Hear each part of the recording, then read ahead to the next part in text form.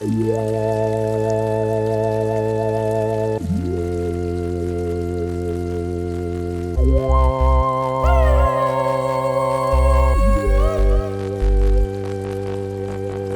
é que vem tuas cicatrizes? Já criou raízes, não dá pra esconder. Hoje eu tô aqui para falar do nosso povo indígena, charrua. Meus familiares mais antigos, meus parentes, não comentavam, não sei se era por medo ou o que, eles não comentavam, não falavam sobre nossas origens. Índio na cidade? Não, respeito. Indígenas em contexto indígena, indígenas na cidade. A gente vai aprendendo a trazer nossas raízes, a demarcar aqui nessa cidade. Sou indígena e essa cidade também é meu território, sabe?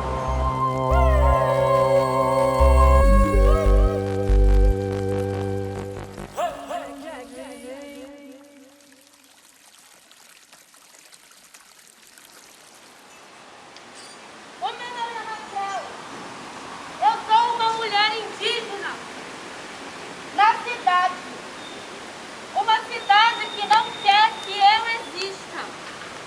Nem eu, nem a minha comunidade, nem as minhas irmãs, nenhuma mulher indígena, nenhuma pessoa indígena ou quilombola. As minhas cicatrizes vêm de um lugar onde estou, que é a cidade. O que é essa cidade?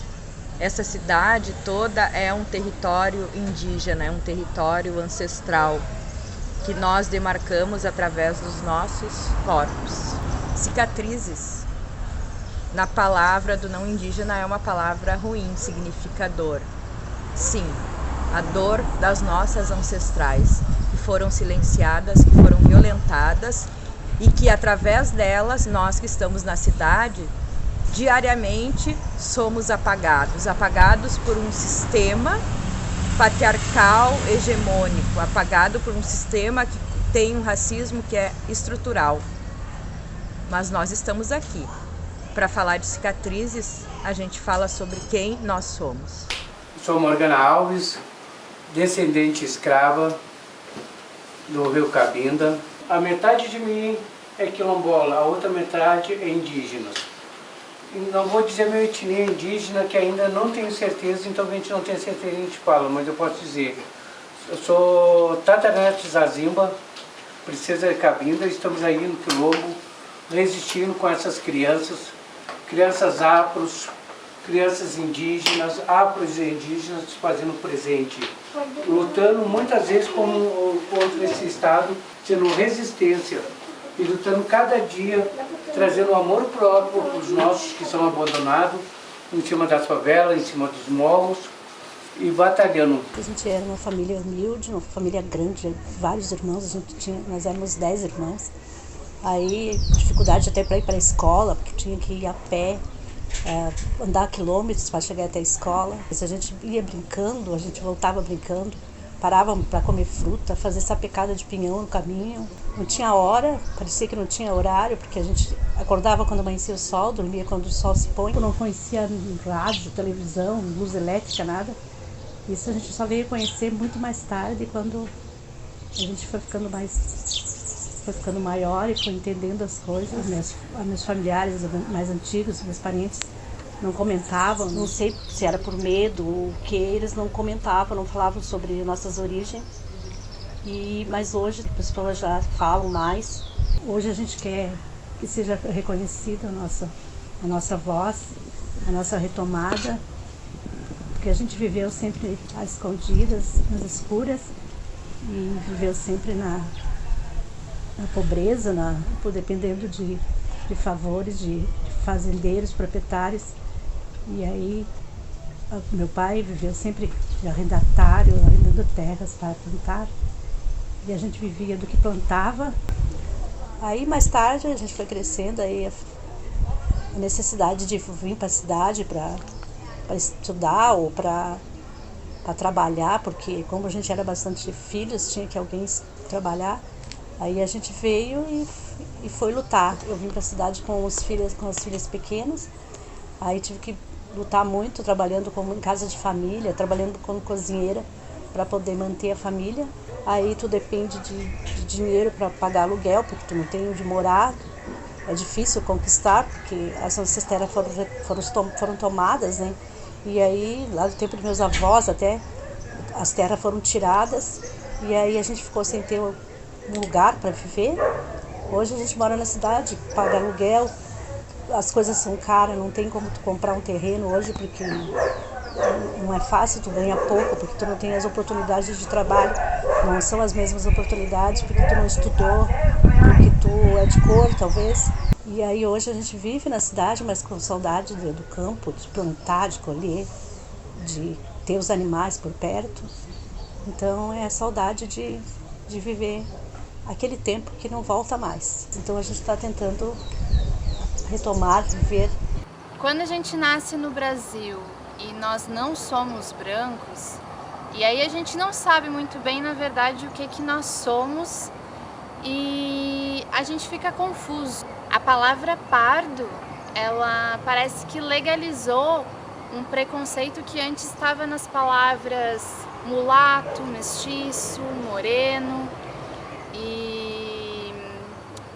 E aí a gente coloca nos documentos, nas provas da vida, uma palavra que apaga totalmente uma história que a gente nem teve o direito de saber qual era quando nós nascemos em um contexto urbano e colonizado, né?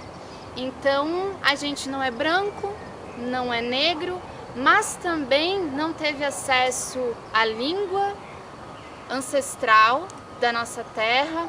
Nós não tivemos a oportunidade de ter vivido em um tempo que não se precisava comprar terra, porque a terra é de todos. No sul, aqui onde a gente mora, em Caxias do Sul, a gente vê as consequências do nosso apagamento histórico a todo momento. A todo momento existe um questionamento, um autoquestionamento de quem a gente é, de onde a gente vem, se a gente é indígena mesmo, essa necessidade de provar que somos nós, de se autodemarcar. Então, para mim, a minha retomada ela começa eu me demarcando o meu corpo, reconhecendo ele como um corpo indígena e como eu vou me comportar a partir disso. Então, é um processo de autodemarcação, saber quem sou, de onde venho, que eu pertenço a essa terra e respeitar ela como parte de mim, sabe? Então, é um processo bem lento, assim, tem que ser com cuidado, porque mexe com a nossa estrutura.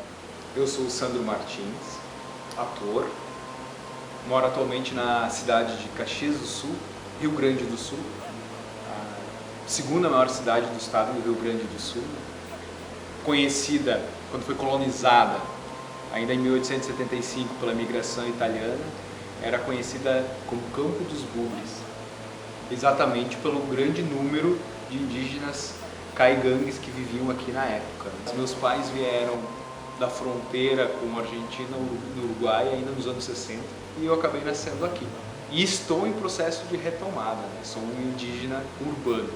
Nesse período da pandemia, onde os eventos, as peças de teatro tiveram que ser paralisadas, né? Também foi um momento de reflexão minha para saber que tipo de trabalho que eu estava fazendo. Não só o tipo de papel no teatro, mas sim qual a importância deste meu trabalho na cena.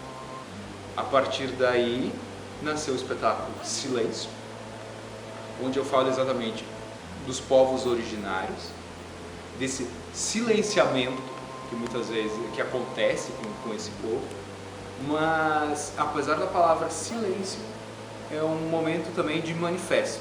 Então, um local que já é o meu trabalho há 20 anos, né? A questão do teatro, na arte, foi um momento que eu resolvi assim, também de demarcar aqui, de apresentar o meu corpo e a nossa história. Por isso que eu optei também de montar esse trabalho assim, mostrando o meu cabelo, minha pele, como eu sou. Então não é só uma performance, é uma performance de um indígena, é uma performance do Sandro apresentando o seu corpo, debatendo essa história e se manifestando, né? Porque é importante a gente registrar isso que nós existimos.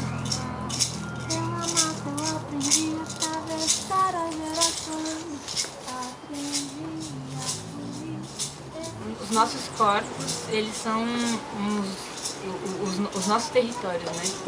Então, quando a gente fala do nosso movimento, quando a gente fala da causa indígena, a gente se coloca nesse lugar, né, de autodemarcação, né? De se entender quanto indígena, de se entender quanto comunidade, né? E eu acho que esses processos, eles vêm de muito longe, né? A gente vem de muito longe. E no meio de tudo isso, eu acho que cada um desempenha um papel dentro do seu espaço, do seu território, da sua comunidade, né? Independente de onde ele seja, independente do formato. E eu sinto que nesse momento eu uso da arte, da música, né? Das nossas expressões como uma forma de autodemarcar esse lugar, né? E realmente é a nossa arma, né?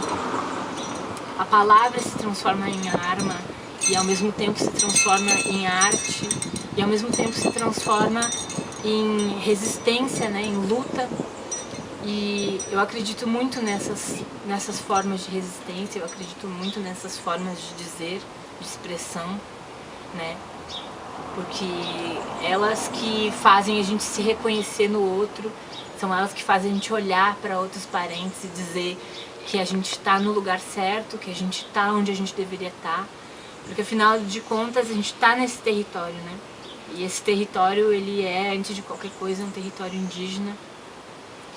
E é muito importante a gente poder expressar como que é ser atravessado por esse território, né?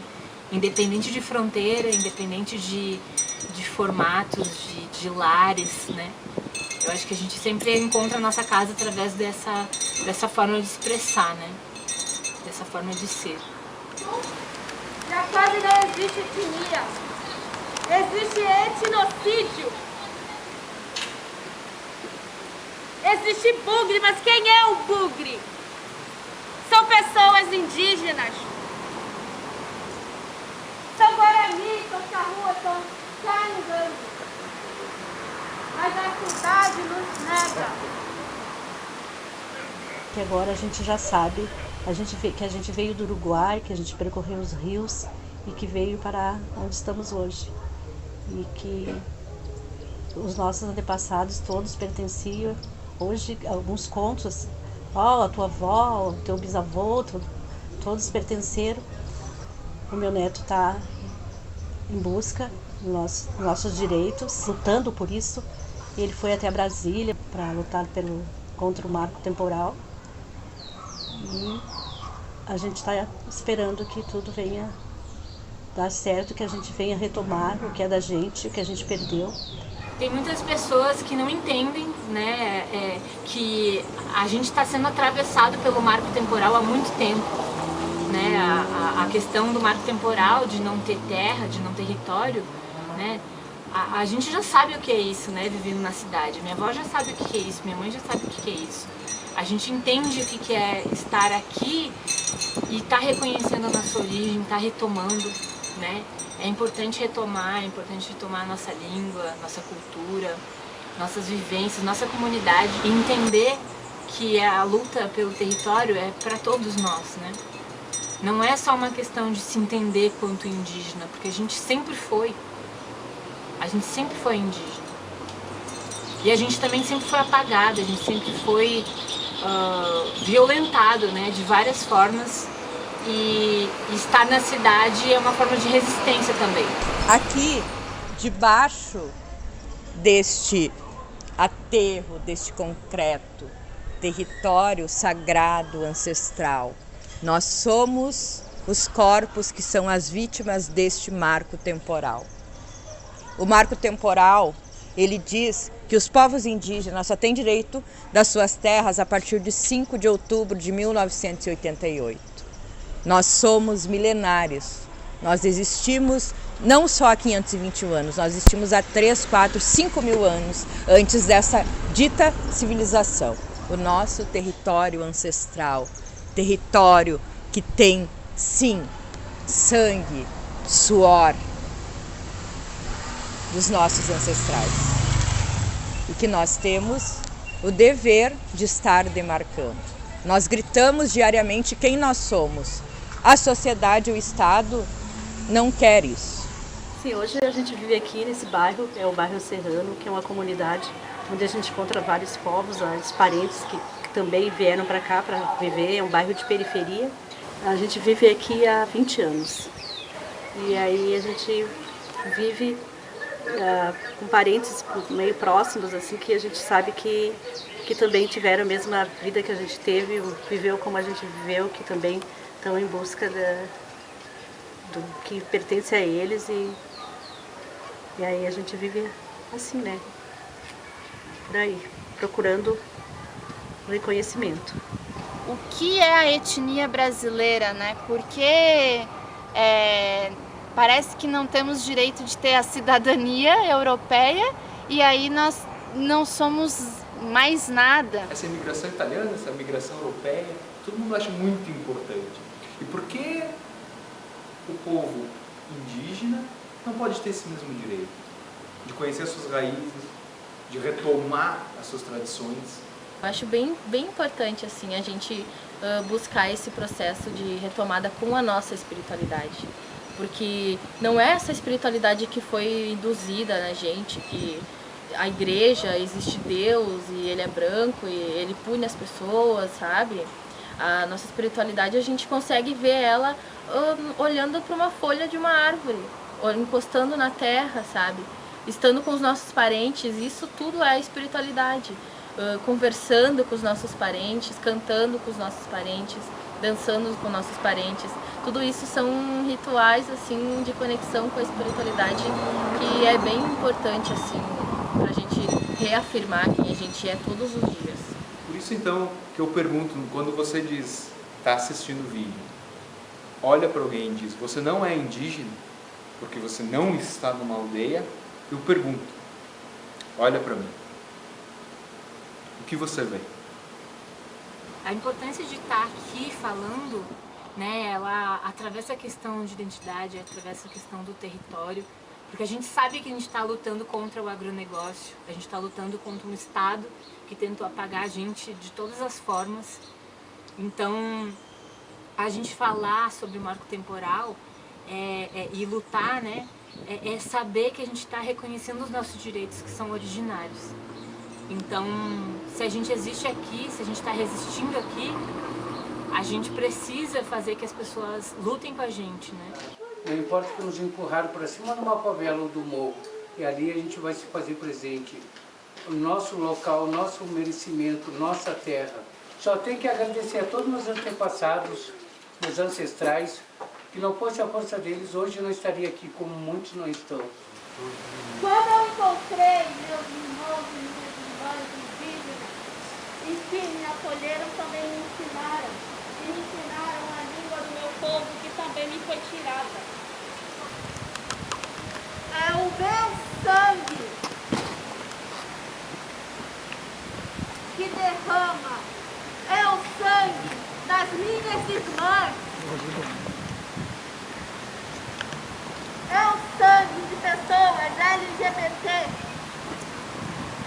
de pessoas trans como a mãe Morgana.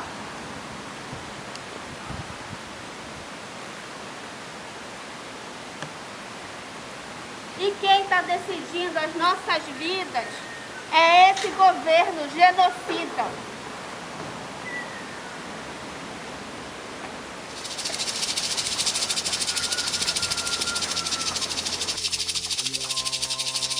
Sabemos o que somos e o que temos que fazer, e somos parte de toda essa criação inventada nos livros de história pelos não indígenas.